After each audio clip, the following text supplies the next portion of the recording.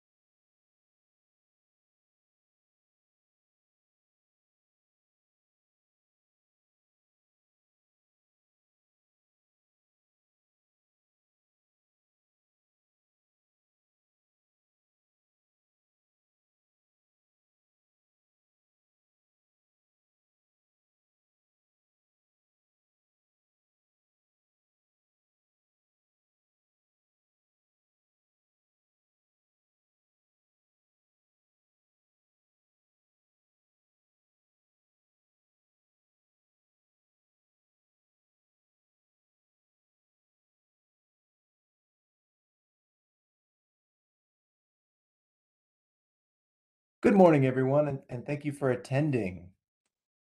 We'll just start right now, and I want to pass this to our agency director, Janine Benner, to welcome you. Good morning, everyone. Can you hear me all right? Michael, can you give me a thumbs up? Yep. Okay, thanks.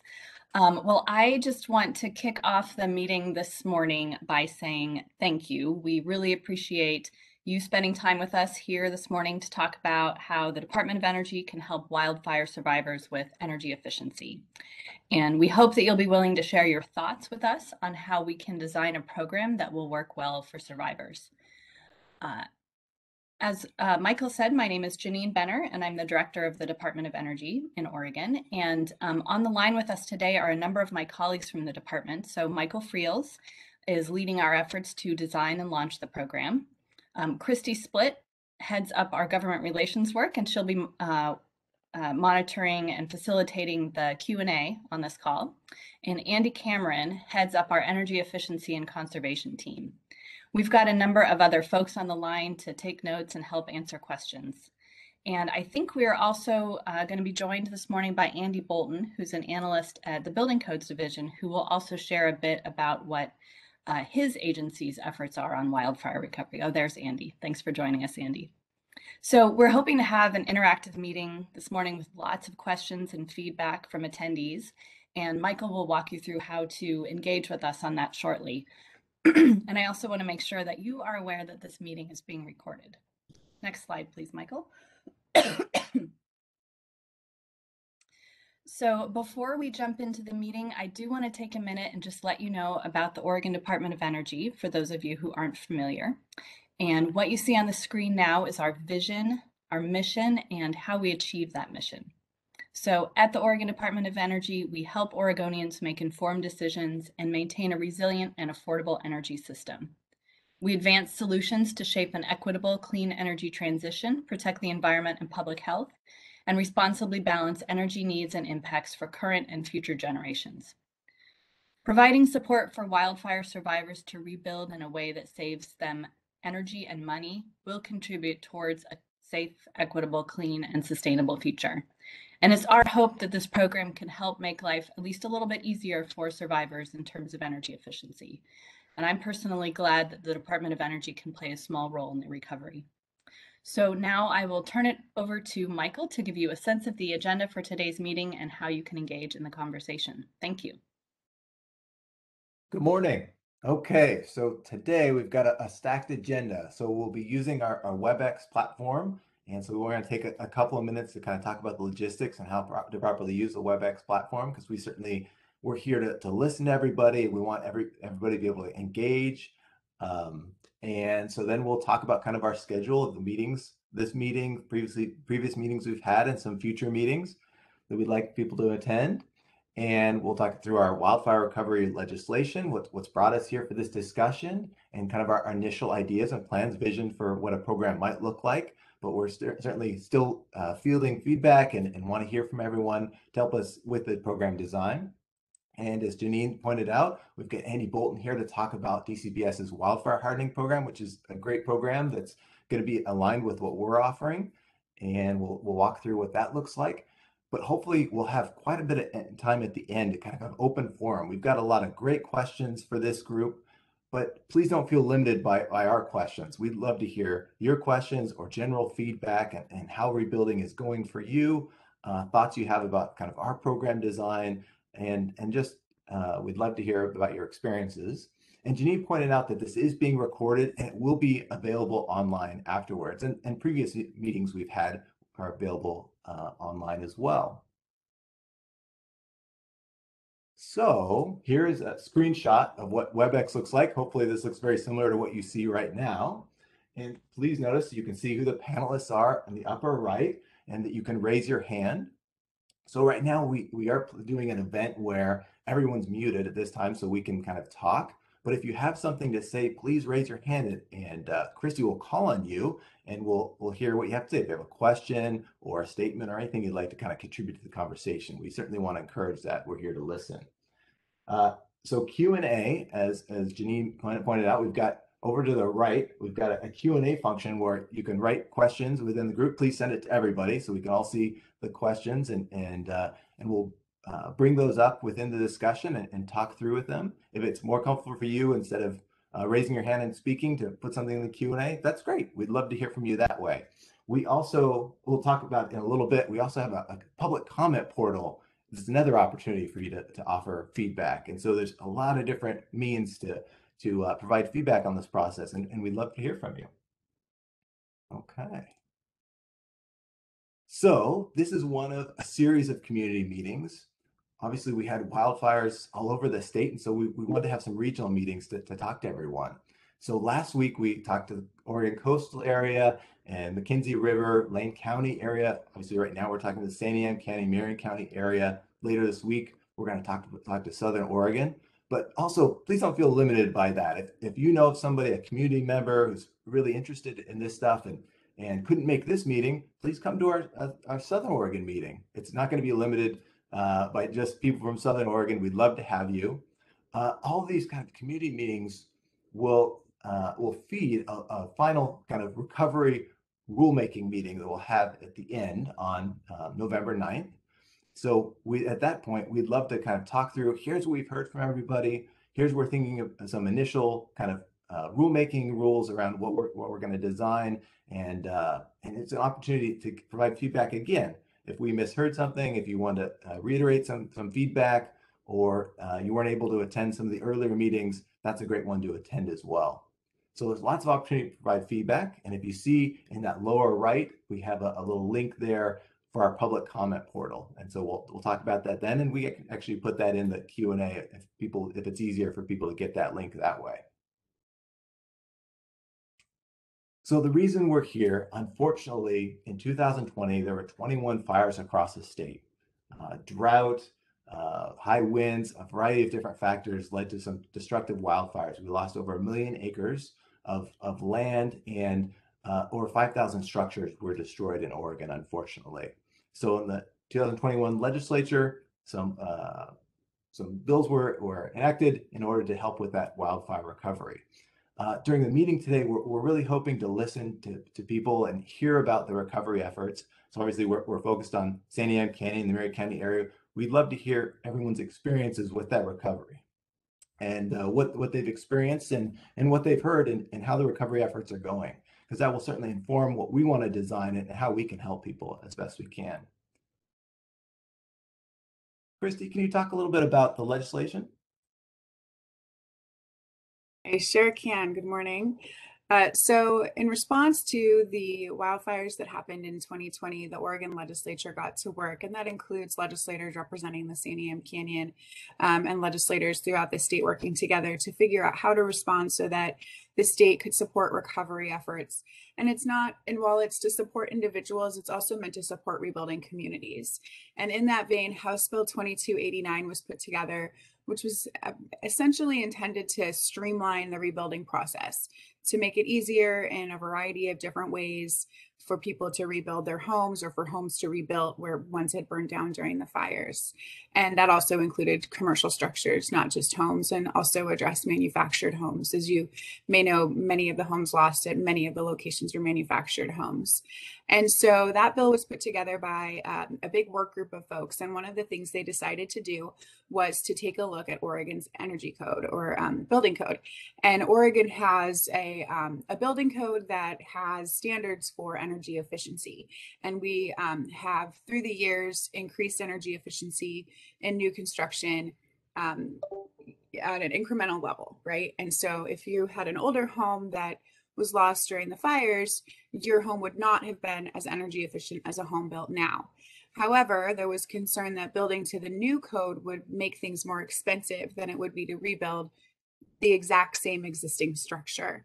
And so there was a decision made to allow folks under House Bill 2289 to rebuild structures at the building code that was in place in 2008. And so with that move made, there was also a conversation at that same table to figure out, well, how could we incentivize people to build to the current code so that their new homes would be as efficient as other new homes? We know this saves people money on their bills in the long run, and it's better for the environment. And so there's a win-win there. So the decision was made that perhaps there could be an incentive program at the Oregon Department of Energy that would support rebuilding. And what happened is the bill, House Bill 2289, did not contain that provision, but at the very end of session, there's always a bill that passes. We call it the Christmas tree bill at the Capitol, and it includes lots of different funding for lots of different projects. And sure enough, in that bill, there was a $10 million give to the Oregon Department of Energy, and that money should be going to energy efficiency in rebuilding after the wildfires. And so that's the instruction we got as an agency, and we've been working since then to put together a program that meets that conversation on how do we help people build back more efficiently than they might have otherwise under House Bill 2289. So with that, I'll pass it over to Andy, who can talk a little bit about the program design since the bill has passed and we've been working on it as the agency. Thank you, Christy. Our focus in this effort is on wildfire recovery, meeting code, driving economic recovery, and really incentivizing energy efficiency. Our program budgets should roughly follow the percent of structures destroyed, and it's worth noting that single family and manufactured homes are about 94% of the structures lost, with commercial and multifamily being about 6%. We recognize that building types have varying needs. Single family and manufactured homes, for example, they require different considerations from each other and different from small and large commercial and multifamily structures.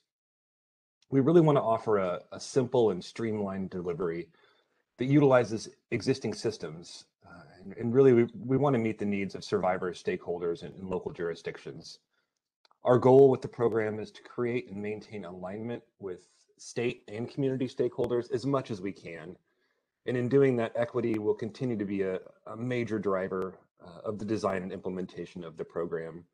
And as we're doing today, Oregon Department of Energy really wants to utilize the public process as much as possible to inform our decisions. Next slide, please. So ODO's staff has done quite a bit of research on the rebuilding and structures lost with these fires. At its core, this program is here to support the nearly 4,500 structures that are being rebuilt, with a focus on building energy efficient communities and offering long-term affordability. And as Michael said, the total number of structures destroyed certainly exceeds 5,000, but we're choosing to focus on the residential and commercial buildings and not necessarily on the outbuildings, bridges, transmission towers, and a variety of other structures that were lost. This program is funded through June 30th, 2023, the end of the biennium. To date, around 25% of the structures have been rebuilt or in the process of local jurisdiction permitting. We've taken a look at comparable wildfire rebuilding efforts and studies coming from California, and using those as a guidepost, we estimate about 40% of the structures will be rebuilt or in the construction process by the time this funding ends.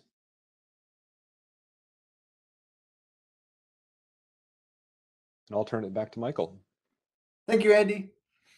So as Christy was saying, a lot of the legislation was designed around establishing that when people rebuild, they can rebuild to what the code was in effect in January 2008 on both the residential and commercial side. So we've certainly taken a look at that and said, okay, well, what's the difference if we get people to build to what the code is right now in 2021? Is there significant energy savings? And there are.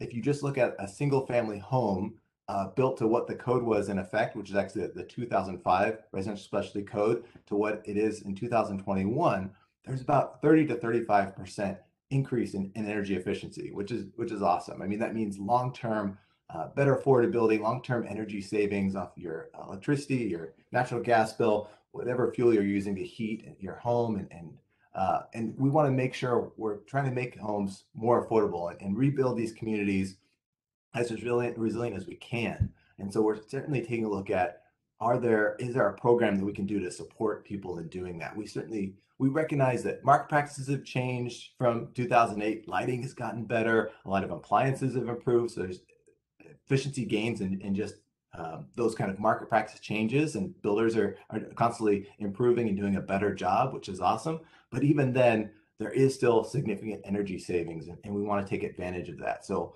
design a program that helps people do that and helps them just build to that current code.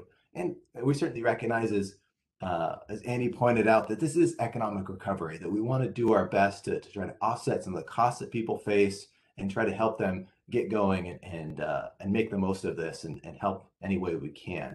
So at that code level support for single family residential and commercial properties, we can provide that code level support. But for manufactured homes, the code that impacts manufactured homes actually comes from a federal HUD standard. And so we're taking a look at what are the opportunities to help people in manufactured homes. So if they want to buy a new manufactured home, there is an Energy Star or a NEEM standard of a more energy efficient manufactured home. So we're taking a look at, are there incentives available? Can we help people when they are purchasing a new manufactured home to make that energy efficiency choice? Can we offset some of those costs by offering incentives?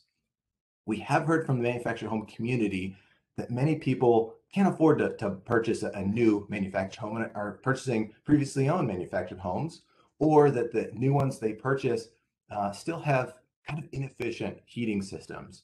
And so one option would be us to do a heat pump replacement program and offer that to wildfire recovery people who own manufactured homes, whether it's a previously owned or a new manufactured home. Could we provide enough incentives to offset all or most, if not all, of those costs in combination with utility programs to get them a new heat pump or ductless heat pump or whatever makes the most sense for their manufactured home? And can we offset some of those costs and make them more comfortable, lower their electricity bills, and just make the home more affordable and more comfortable over time?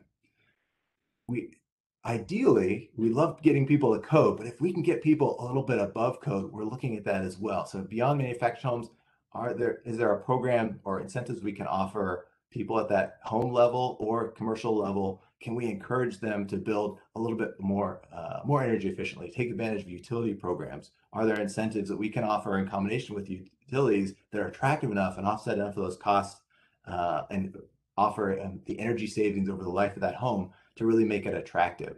And so we are looking at, are there incentives we can offer above code as well? And there's a number of avenues to do that, but ideally we'd like to use existing systems, use existing utility programs to do that, whether it's Energy of Oregon or your local community-owned utility. So I talked about kind of incentives and what we've taken a look at as far as how we can help people. But in kind of framing that, we're trying to look at what are the costs to rebuild. And so we work with Oregon's Building Codes Division on figuring out what are the uh, extra costs. And if you could build to that previous code, but just building to our new 2021 code, what are on an average home, what are the costs looking like? And so it looks to be about $5,000 to $6,500 to incur those additional costs to build the 2021 code. And so keeping that in mind, making sure we can offer incentives enough to offset as much of that as we can.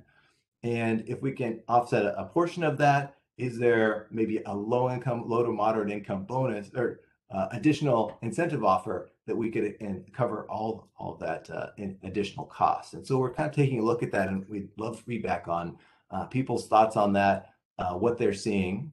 And certainly as people are rebuilding, are they seeing these costs? Do these numbers match? This $5,000 to $6,500, is that what they're seeing? We know materials, there are material shortages, the price of lumber has certainly gone up, and we'd love feedback on if these numbers match what your experiences are. And so I'll pause for just a second to see if we get any hands up.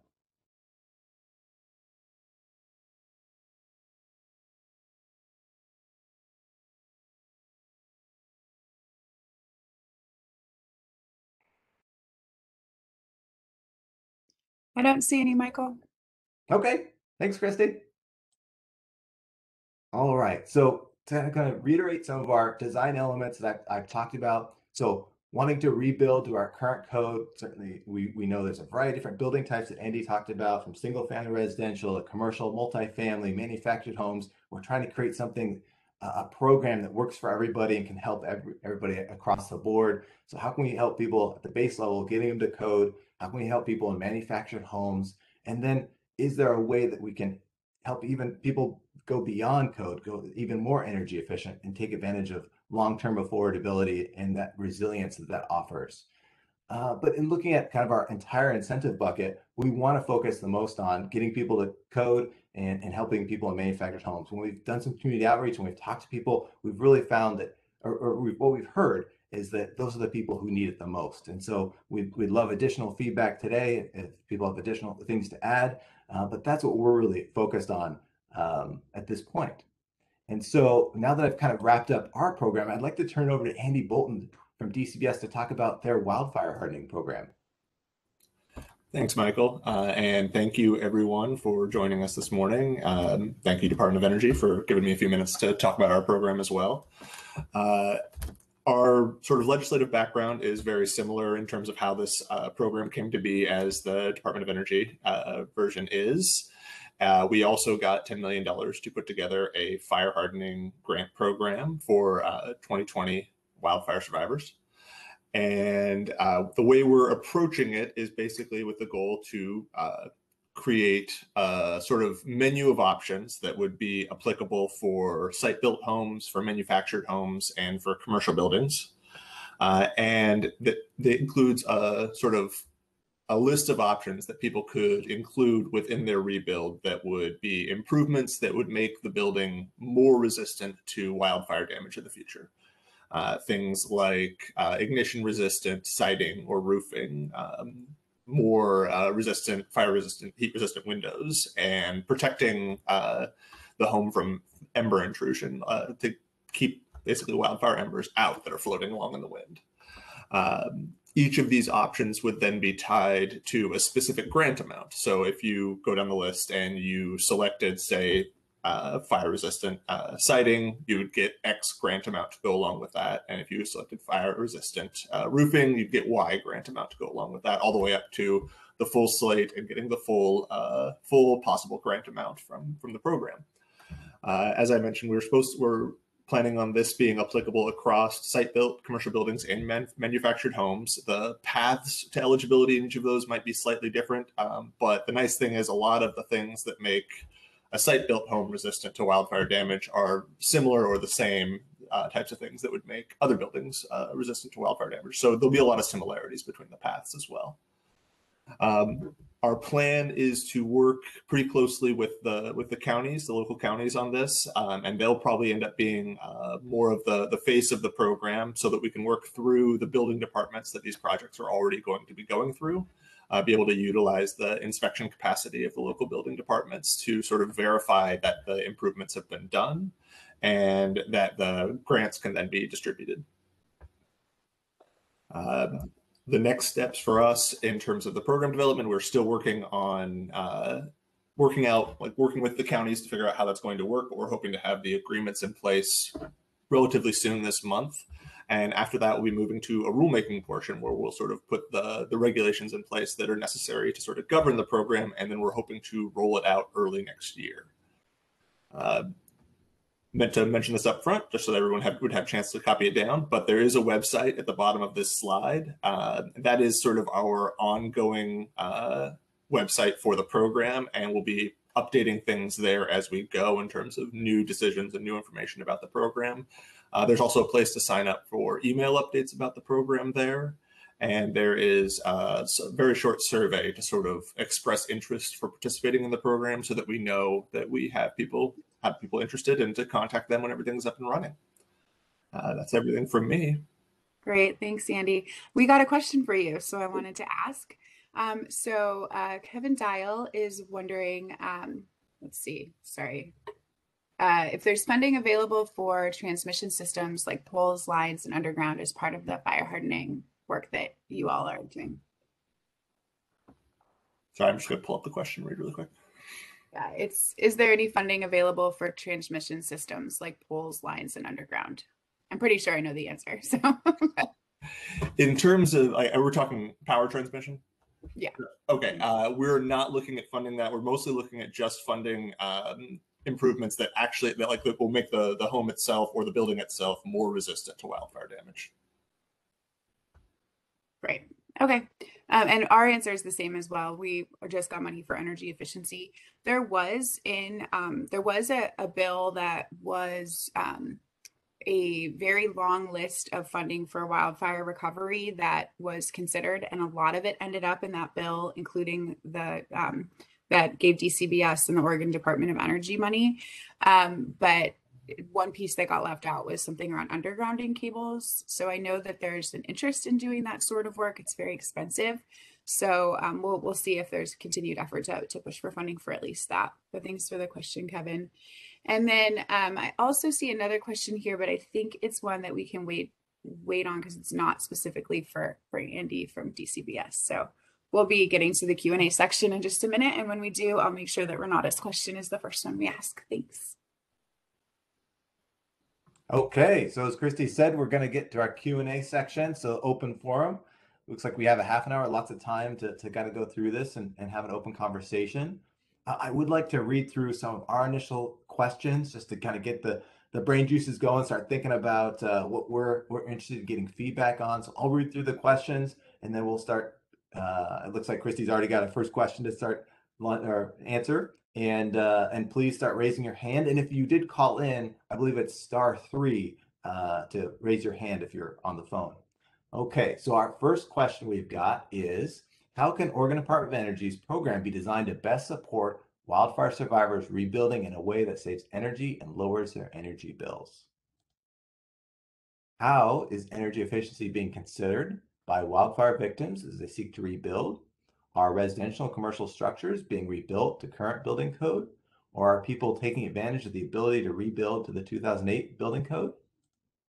Should Oregon Department of Energy consider providing low-income wildfire victims a higher level of incentive to offer greater support for communities struggling to rebuild? If you are currently working towards rebuilding, would you consider building beyond current code to make your home more energy efficient and improve long-term lower energy bills? How can the application process for a program like this be made convenient, easier, and more accessible? How can we best engage survivors to ensure they know this program is available to them as they rebuild? And finally, what other questions or feedback do you have for us as we develop this program? So Christy, I know you've already got one question hot on the press. So what do we got? I do. So This question, you're going to love it, Michael. It's something we've talked a lot about. And I'll let you feel it, even though I would like to. But Renata says, I believe Marion County and the cities have waived certain rebuilding code requirements to September 2025.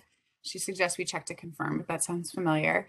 If Odo and DCBS can get approval extension from the legislature to 2025, more folks can access the benefits for rebuilding. It's not really a question and more of a comment, but I know we've been thinking about that too. So if you want to let Renata know what we're doing toward that or thinking about, that'd be great. And Andy, Yeah. Bolton, if you have any thoughts, feel free to weigh in. Yeah, you're certainly right. Andy, when Andy was looking at showing that table showing rebuilding rates, and that the reality is only about 25% have rebuilt or pulled permits at this point, and we estimate maybe only 40% of people will have been rebuilt or pulled permits by the end of the biennium. You're certainly right. More time would allow us to help more people, but at this point, we're kind of working within existing what the existing legislation is. But you're right, behind the scenes, we are providing that recommendation to the legislators and letting them know, it would be great if we could have more time and see if that's available to us. We certainly want to help as many people as we can, and certainly that's going to be our focus. And that's good to hear that Marion County has kind of extended that. I know a lot of counties have reduced some of their fees for pulling permits and different things like that, and trying to help people rebuilding as best they can and offer additional services and support. So that's certainly good to hear. Great. Thank you so much for letting us know. And yeah, we'll keep working on that, and hopefully we will be able to extend out. Andy, have you all thought about that at all? Sort of the same that Michael just said. Like our goal is to help as many folks as we can during the time we currently have allotted, but we're anticipating the potential at least to ask for an extension at the end of it if there's more need and more funds. Great, thanks, Andy. And yeah, for this section, we're happy to answer questions, and then we're also happy to get answers to the questions that we have as we put the program together. And I see McRae Carmichael has their hand up. If they want to go ahead, you should be unmuted and able to ask your question or answer a question. Thanks. Hi, my name is McRae Carmichael, and I work for COG. I'm the land use planner for Gates and Detroit. And so in looking at your questions, I thought I would just offer my perspective on a few of them. And also I was wondering about retroactive, like for people who have already obtained their building permits, how you all are considering, like, is this only eligible moving forward for folks who will be getting permits in the future, or is there the potential for people who have already obtained their permits and are starting construction to either seek reimbursement or potentially upgrade what they're designing? And you were talking about the heat pump component for the manufactured home. So it sounds like there might be. I specifically, I really could go through every single question, but I could do that in writing. Specifically, number 3, should ODE consider providing low-income wildfire victims a higher level of incentive? And I believe so.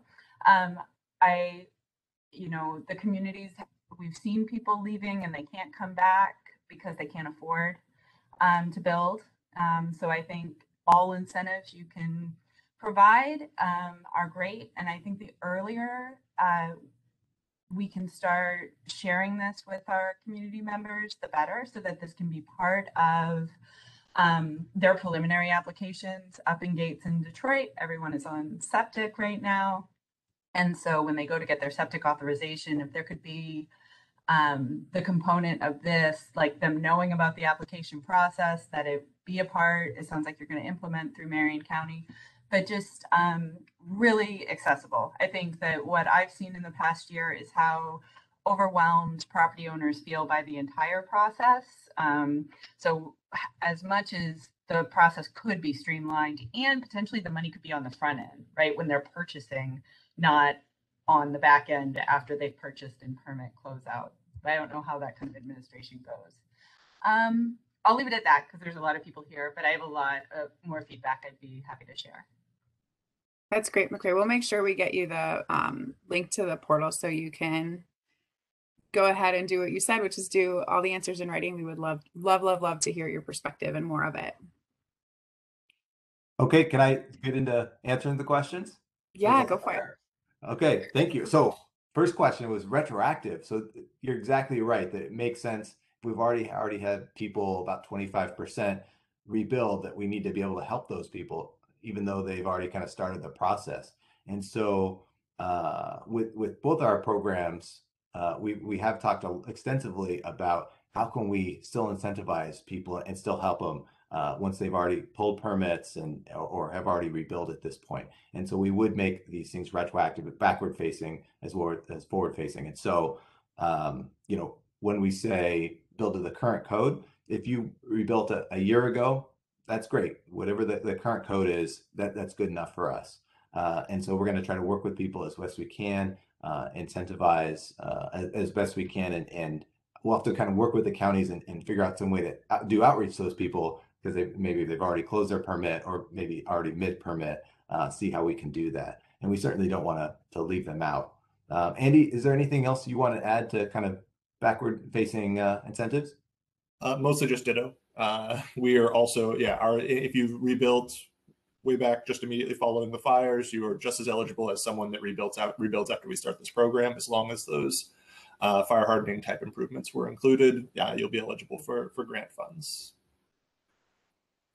Yeah, and I think, you know, Andy and I have been talking about, you mentioned, McRae, you mentioned the importance of early messaging and getting the information out there as soon as we can. You're certainly right. Right now, we're still early stages, like locking down what we're going to do. But as soon as we know, we do want to do that outreach, because the reality is we need to get out to the building community. We need to get to home designers, builders, contractors.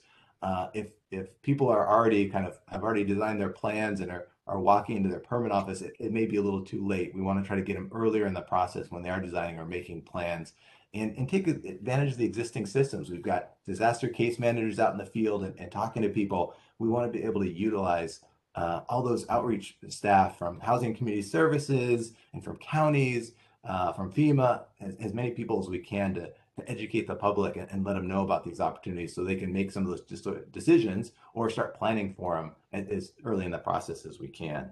So thank you for pointing that out. And you did mention the point of trying to help people have fundings early on in the process to kind of help them make better purchasing decisions. Certainly, we've talked about that on the manufactured home side. Can we offer those incentives when people are buying a new manufactured home and looking at the kind of the financing? Is there a way to be able to offer or a promise of those incentives so they can utilize that in the financing process? So thanks for bringing that up. I think that's a really good idea, and certainly one that we've talked about. One additional thing really quick, you mentioned the earlier info being available. We are still developing the programs, but at least like the website that was on that slide a minute ago for DCBS, that website is live, and it would be, nothing would make us happier if that got distributed far and wide in terms of information about the program, and more information will get added to that website as it's developed.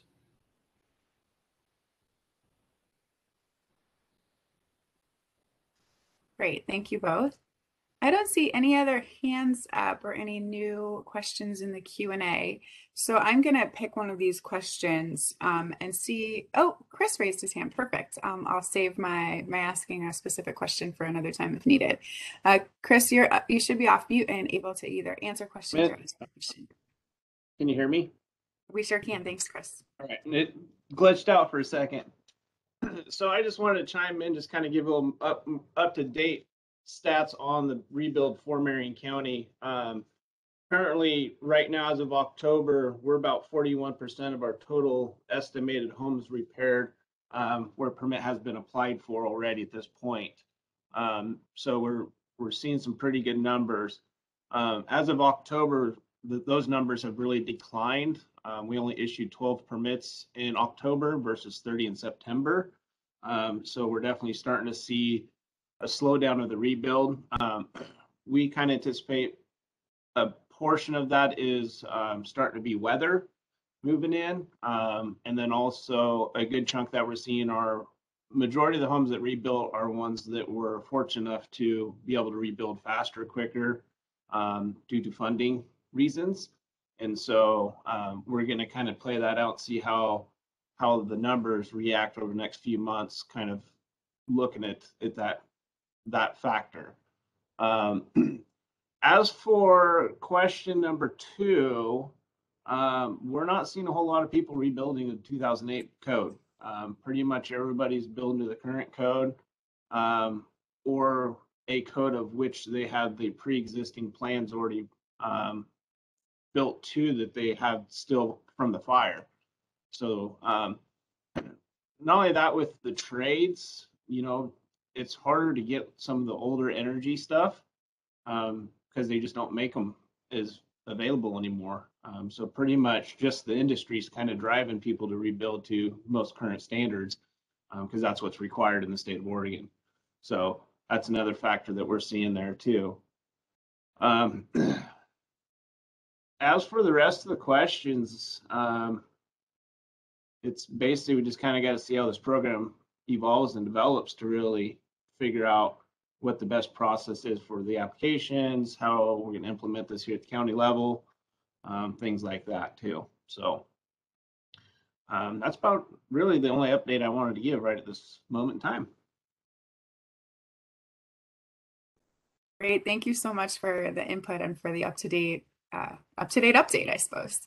Michael, did you have, or Andy, did either of you have anything that you wanted to say in response to what was shared? Well, I guess I would just highlight that, Marion County is doing a great job. That 25% we've been saying on a rebuilding rate, I mean, that's across the state. And if Marion County, when we've talked to Marion County before, we've certainly recognized that rebuilding rate has been much speedier there. And so just kudos to the county and all the support staff to get those permits rolling and help people rebuild as much as they can. I know that's a challenge across the state, so that's awesome that you're already at 41%, and getting everything to rebuild it to current code. I mean, we certainly recognize that the majority of people are going to be rebuilt to that rate, and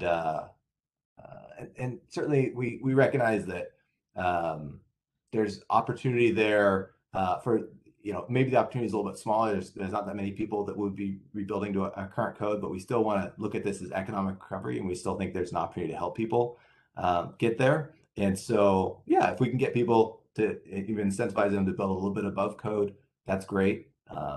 But we accept that there's going to be the reality is, some people would probably already have built to code, but so maybe we can just help them offset some of those additional costs. Maybe they didn't anticipate lumber being so expensive or all these other materials that have certainly gone up. How can we help people as best we can? Thank you for your thoughts, Chris. Yeah, thank you so much. So while folks are thinking if they have any other answers or any other questions, I will ask one that we really find important to ask for folks that are working on the ground in these areas that we are working to provide the incentive. And the question is actually number 6. We're just wondering thoughts on how we can best engage survivors to ensure they know the program is available as they rebuild. We want to make sure everyone is just aware of this chance. And so any wisdom that anyone can share for how best they have connected with folks would be really helpful.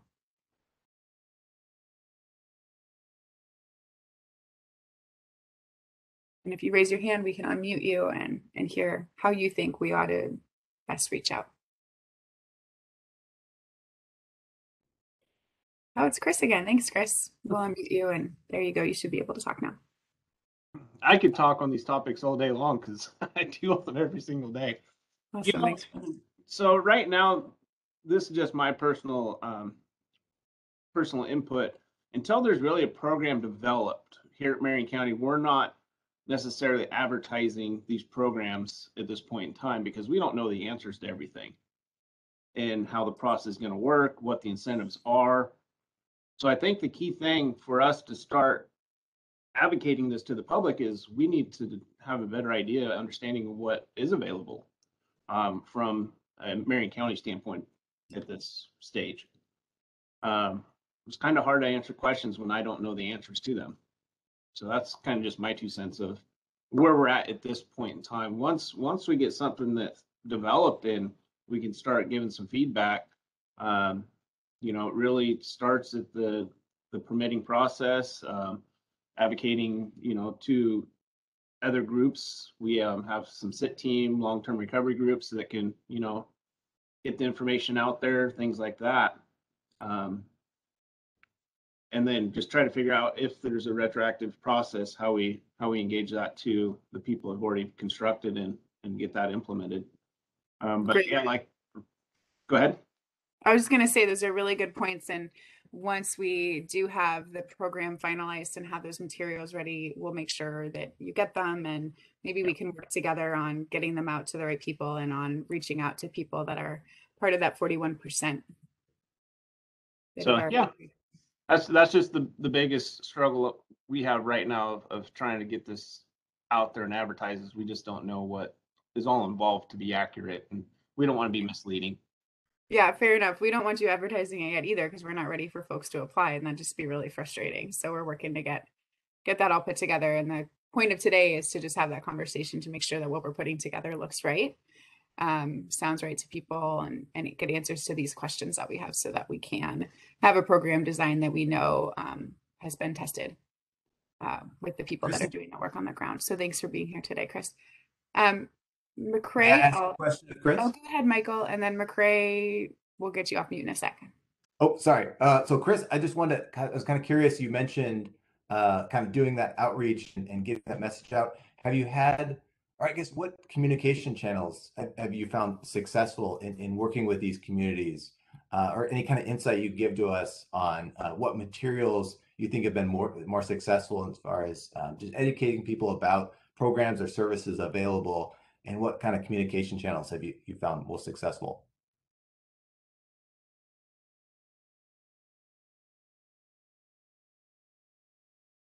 I think somebody might have put Chris back on mute, so he couldn't answer. So could we have Chris off mute again, please? Sorry about that, Chris.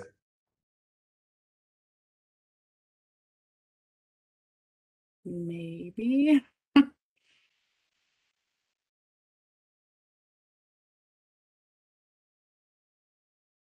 Well, while we're figuring out how to get Chris off mute, we do want to hear how you've reached out successfully, and we'll get back. But McCrae is off mute. It can go ahead. I was going to offer,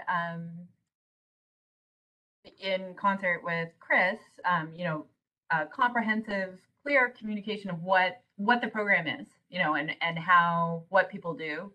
I think if we could be sharing information now about the rulemaking and that this is coming. I mean, we have City Council tonight at Detroit, so I might just bring it up and mention it, that this is happening and that we'll be seeing stuff coming next year. But I think to answer the point very directly, single sheets, flyers, with the website, and I don't know if this is the question you're asking, but very simplified information. And I think our websites, Marion County's COGS, City of Detroit, City of Gates, just newly has a website. They didn't have a website before. Their social media channels. I mean, this is broader. My focus is just Gates and Detroit, but mailers too to all property owners. We're going to be we have some information we need property owners to know about, and we'll be sending out materials within the next few weeks. So I just think the point being multiple ways, like people are come to finding information in lots of forms, and we have more formats. So, and I'm ready to share, as is Chris and others, once it's formed. We'll help get it out there to people. Great, thank you so much. And Chris, we solved that problem, and you can answer too if there's other specific thoughts you want to add to McRae's on how you're best reaching people. Yeah, I mean, right now our best line of communication is we have a group. It's our long-term recovery group through Marion County. They're kind of spearheading the recovery efforts, long-term, short-term. So we have a pretty good group that's kind of doing that. I can get some contacts for you guys if you'd be interested, because I know our board of commissioners and also these groups are interested in these incentive programs. So they'd be good to be part of. Yeah, like McCrae says, single sheet flyers on our webpage. We have a wildfire recovery webpage that we have. My direct line is always a good source for any questions that people may have too. Once we know more of this program, I'll be a lot more helpful. But yeah, it's just, and through the grapevine, just trying to get everybody aware of these programs. I do have a question that just popped in my mind about the funding of this. How does this funding play a role if these rebuilds are going through a lending agency versus out of pocket cost? Is there, I mean, because that's ultimately those funds are coming from a lending agency versus the physical person. I'm just kind of curious how that would play out in the long term.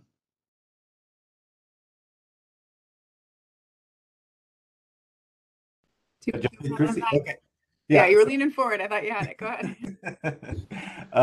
Yes, so that's a great question. And so we are focused on the incentives tying to the property owner. And so we were designing our program or thinking in terms of designing a program that they would go to the building owner directly and be cutting them a check, whether it came from the state agency or whether it came from the county that would go directly to the person. But we certainly welcome feedback if you feel like there's a different way to do that, or you've seen other programs or other models work successfully to work with the financing industry or other groups. We could certainly take a look at that. I know in other programs we've run, we've done programs where incentives go directly to the contractor that's working on it, maybe through a solar program or something else. But at this point, we were focused on trying to get the money directly to the people because we thought that would be the most helpful. And we received some feedback that that was the best way to do it. But we're certainly open to ideas, or if people have feedback or have seen a better way to do it. Please let us know. Yeah, the reason I bring that up is because we run into that with refunding permits when a general contractor applies for the permits, pays for them, requests a refund. And then the question is how does that money ultimately get back to the property owner that paid for that service? So it's just kind of the same thing on a lending agency side. I'd imagine they'd want their money back if they're lending money to a property owner, and we're paying, or there's money going back to the property owner but not getting back to the agency. It just a thought. Maybe there's no grounds or even a worry about it. It's just kind of interesting. No, I think that's an important thing to flag, and that one, I mean, just you're talking about kind of the general contractor aspect of them paying permits. If we had a general contractor submitting permits and filling out an application, which we'd love for them to do, you know, are they putting up front some of the costs and expecting that incentive? That's something to consider, and we'll take a look at that.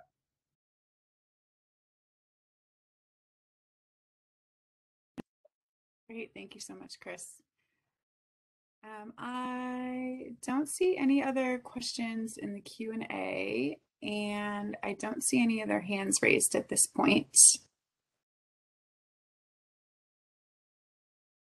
So if anyone has any questions they can answer here, or any questions they have about kind of what we're thinking with the program, please let us know now. And otherwise, Michael, maybe you might want to start doing the next couple slides, and if we have some questions at the end, we can. Oh, we have one now. Kevin Dial. Oh, two. Perfect. Okay, great. So Kevin had a hand up for a second and went right down, but Helen Lara still has a hand up. Then she's now unmuted, and Helen, you should be able to talk now. Thank you. Hello? Hi, we can hear you, Helen. Oh, okay. I'm sorry. Oh, no, you're doing great. I joined a little bit late, and I was wondering if you could just briefly talk a little bit about the 41%. Is that a qualification thing, or? We had Chris on the line, I believe works for Marion County in the building department, and he mentioned that so far 41% of the homes that were lost have already been rebuilt. And so that's what we're referring to at the 41%. There was a couple of questions about retroactivity of our program. So if someone already rebuilt, can they take part? And so we were just saying for some folks that'll be possible, and that's what we're talking about, the 41%. Okay. And if you're in the middle of rebuilding right now, is there something a person should do right away? Michael, you can go ahead on that.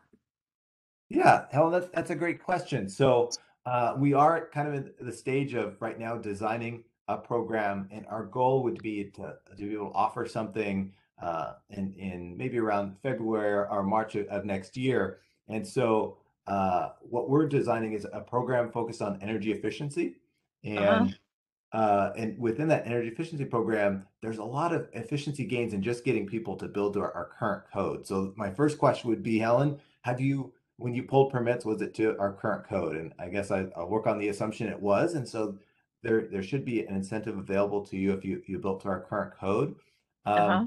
And then there's also certainly opportunity to build above code. So there's utility incentives and a variety of different programs to take advantage of uh, utility incentives, and then we would also like to incentivize and encourage people to build more energy efficiently. And so Uh-huh. taking a look at those different options and take a look at existing utility programs based on who your electric utility or gas utility may be. And then, Andy, do you want to talk about with DCBS fire hardening, kind of the fire hardening options that are going to be available? Sure. Similar to Department of Energy, we're still sort of developing the program. But if you are in the process of rebuilding and you can talk to your contractor about things that's going to make the building more resistant to fire damage, things like ignition resistant siding and ignition resistant roofing, things like that. Uh-huh. Those are going to be the types of things that our program is going to be incentivizing when it gets started up early next year. Ignition resistant, is that the same as Class A rated or what? Yes, Class A Okay. rated roofing would be ignition resistant. Okay, great. Yep. Yeah, and all these programs, so we've got program websites through the state agencies, and we'll certainly share those links. But there's also a feature where you can sign up to get email updates. And so as we're starting to roll these programs up, you can get those email updates, and we'll start defining what kind of those menu of options and what those incentives are going to be. And we'd love for you to get those updates so you kind of know how things are going. How do you sign up for that? If you join if you go to our website, there's a link that you can click on, and you can select what kind of information or updates you would like to receive on the program. Okay. All right. Yeah. Thank you. Yeah, thank you, Alan.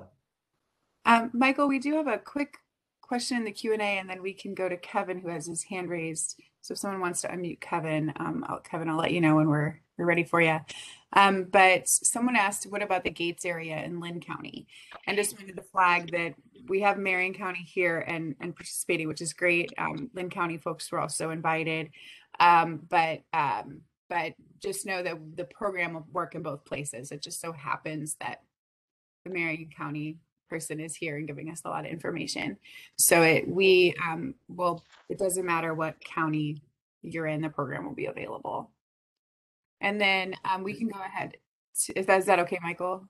Oh, I just want to flag, so it's available for any survivors of the 2020 wildfires. Certainly there have been talk of maybe including 2021 or other wildfires, but at this point we're just focused on damage from those wildfires. Right. And Gates was heavily affected in the 2020 wildfire. It just happened to be on the other side of the road or river over there. So Kevin, go ahead. Thanks for your patience. So two things, most of the energy efficiency, will it also be linked with solar systems and solar power?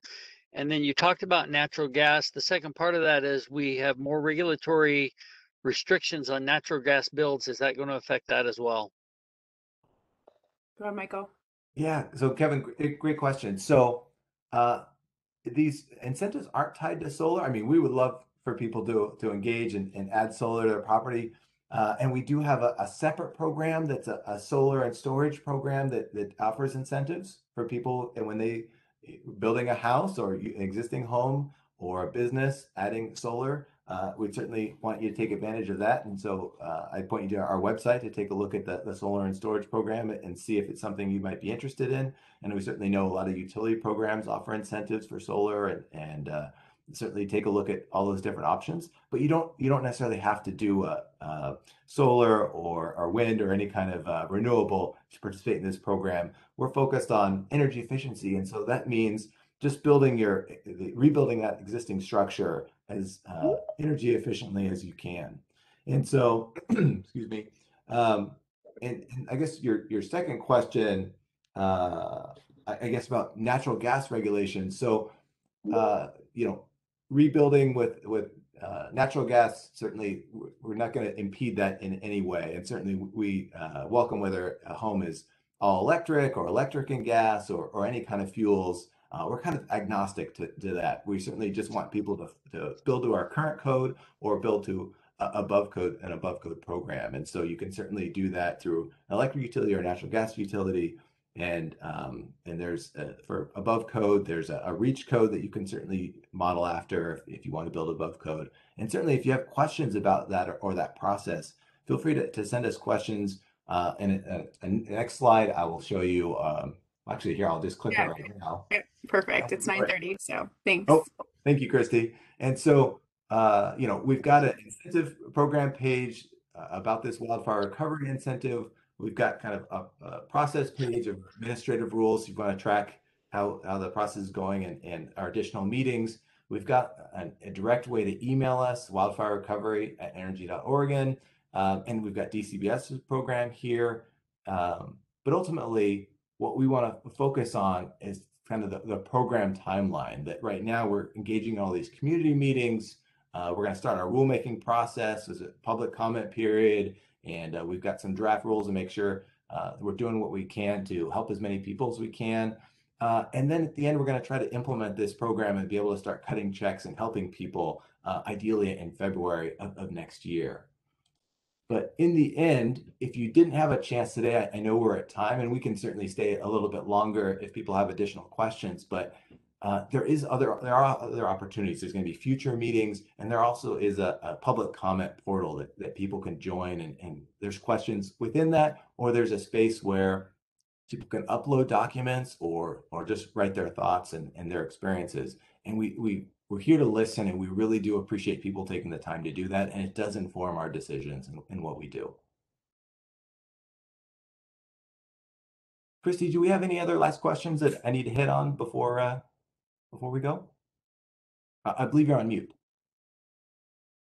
There's no other hands up and there's no one in the Q&A, so I think we're good. And then we plan on following up with people. You had to give your email address to get in, so we have your email address, and we're planning to follow up with people with some of the links we talked about so that it's easier to access them. So stay tuned for that. Okay, thank you everybody for coming. We appreciate it. Have a wonderful day.